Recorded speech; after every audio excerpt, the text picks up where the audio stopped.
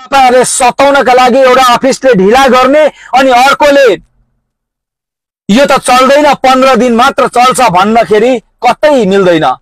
नमस्ते, म अल सिक्किम भैसब चालकको अध्यक्ष सरोज तिमसिना र आज म फेरि तपाईहरु समक्ष काउन्टर साइन जुन पेपर हामीले सिलिगुडीबाट प्राप्त गर्नुपर्ने थियो त्यो अहिलेसम्म नगरेको विषय लिएर म उपस्थित भएको छु।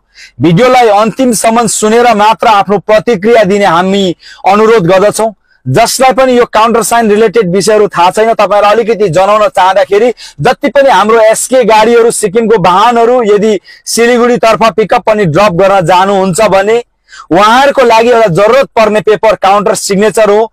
यसको प्रक्रिया पहिला हामीले सम्पूर्ण डकुमेन्ट्सहरुको साथमा 1000 रुपैयाँको बैंक बियर काटे पश्चात अनि ग्याङटोकको एसटीए अफिसबाट हामीले प्राप्त गर्छौं र त्यो पेपर सँगै सम्पूर्ण गाडीको भ्यालिड डकुमेन्ट्सहरु लिएर हामीले सिलिगुडी एसटीए अफिस जो सिलिगुडी जंक्सनमा छ त्यहाँ जम्मा गर्नुपर्ने हुँदछ र यो पेपर भनेको 1 साललाई भ्यालिड हुन्छ र सिलिगुडीमा फेरि 950 रुपैयाँको बैंक बियर काटे पश्चात हामीले 1 साल वेस्ट बेंगाल भित्रमा पिकअप अनि ड्रप गर्न सक्छौं। यो कमर्सियल गाडीहरुको लागि हो र विशेष तपाईहरुलाई आज यो भिडियोमा आउनुको उद्देश्य बताउनु पर्दाखेरि आज हामीले काउन्टर सिग्नेचरको लागि सिलिगुडी अफिसमा पेपर जम्मा गरेको धेरै दिन भइसक्यो तर अहिलेसम्म पनि हामीले काउन्टर सिग्नेचर प्राप्त गर्न सकेका छैनौं र यो नसक्दाखेरि आज सिलिगुडीको अनि दार्जिलिङ कालिम्पोङ हुँदै विभिन्न कुनाहरुमा जब पनि ट्राफिक या फेरि पुलिसहरुले गाडीहरु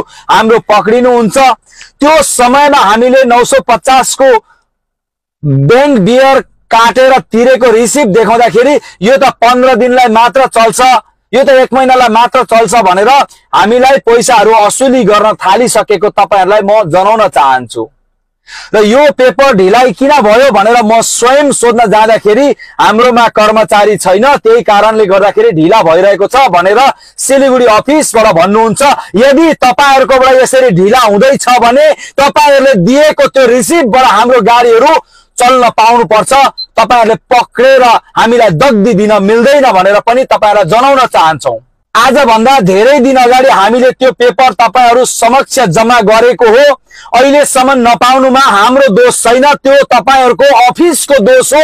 हामीले तिर्नुपर्ने उचित रेभिन्यू तपाईहरुको बैंक खातामा जम्मा भइसकेको छ र रिसिप्ट देखाउँदाखेरि यदि तपाईहरुलाई त्यो काउन्टर साइन दिन ढिला हुँदैछ भने रिसिप्ट देखाउँदाखेरि कसै पनि पुलिसहरुले हाम्रो गाडीहरुलाई दग्दी नदियोस् भनेर हाम्रो विनम्र अनुरोध छ। र हामीले सुन्नमा आए अनुसार आज मिति अप्रिल 15 सम्ममा सम्पूर्ण काउन्टर साइनहरु जति पनि रोकिएको थियो सबै बनिसक्छ भनेर बताइएको थियो तर फेब्रुअरी 18 तारिखसम्म जम्मा गरेको पेपरहरु मात्र अहिलेसम्म आएको र त्यस पश्चातको अहिलेसम्म नआएको पनि जनाउन चाहन्छु। र यो समस्या हाम्रा सम्पूर्ण चालक दाजुभाइ दिदीबहिनीहरुलाई भएको छ। कुनै पनि फलको रस अनि त्यसको सदुपयोग जब त्यो फलको सिजन हुन्छ त्यो समयमा मात्र गर्दाखेरि धेरै राम्रो हुन्छ भनेर पनि जनाउन चाहन्छु। किनभने अहिले सिजन लागेको छ, हाम्रो गाडीहरु विभिन्न जग्गाहरु जान थालिसकेको छ र यो अवस्थामा तपाईहरुले सताउनका लागि एउटा अफिसले ढिला गर्ने अनि अर्कोले यो त चल्दैन 15 दिन मात्र चल्छ भन्दाखेरि कतै मिल्दैन। त्यही भएर हामी विभागलाई अनुरोध गर्दछौं र यस बारेमा हाम्रो ट्रान्सपोर्ट विभाग को सम्पूर्ण उच्च अधिकारीहरु गएर सरसल्लाह गर्नु भएको थियो तर 15 तारिखसम्ममा पनि हाम्रो फेब्रुअरी 18 तारिखसम्मको काउन्टर साइनहरु मात्र आएको कारणले गर्दाखेरि आज विभिन्न जग्गाहरुमा समस्या भइरहेको छ। यो समस्या बढेर नजाओस् र हामी सम्पूर्ण चालक दाजुभाइ दिदीबहिनीहरु आज त्यतिकै पनि परेशान नछौं किनभने जुन मेन सिलिगुडीको हाइवे छ त्यो आज घण्टौं बन्द हुन थालिसकेको छ। जब पनि काम गर्नुपर्ने हुन्छ बर्खा झरी सुरु भए पश्चात मात्र काम गर्ने चलन भएको कारणले गर्दाखेरि आज डे बाइ डे विभिन्न गाडीहरु जसले पनि टुरिज्म व्यवसाय गरेर आफ्नो घर जीविका चलाउनुहुन्छ उहाँहरुलाई समस्या भएको म जानकारी गराउन चाहन्छु। सिर्फ सिक्किमकालाई मात्र नभएर आज त्यो हाइवे समस्याको कारणले गर्दाखेरि जति पनि गाडी सिलिगुडी वेस्ट बेंगाल तर्फबाट पनि सिक्किम या दार्जिलिङ कालिम्पोङ तर्फ जान्छन् उनीहरू पनि घण्टौंसम्ममा ट्राफिकमा बस्नु परेको कारणले गर्दाखेरि यो टुरिज्म व्यवसाय भनेको सिर्फ चालकहरूको मात्र नभएर सम्पूर्णले यसबाट उचित फाइदा लिइरहनु भएको छ। त्यही भएर हामीलाई मात्र कृपया गरी परेशानमा नपार्दिने अनि हामीलाई सक्दो सहयोग गरिदिने हाम्रो विनम्र अनुरोध छ।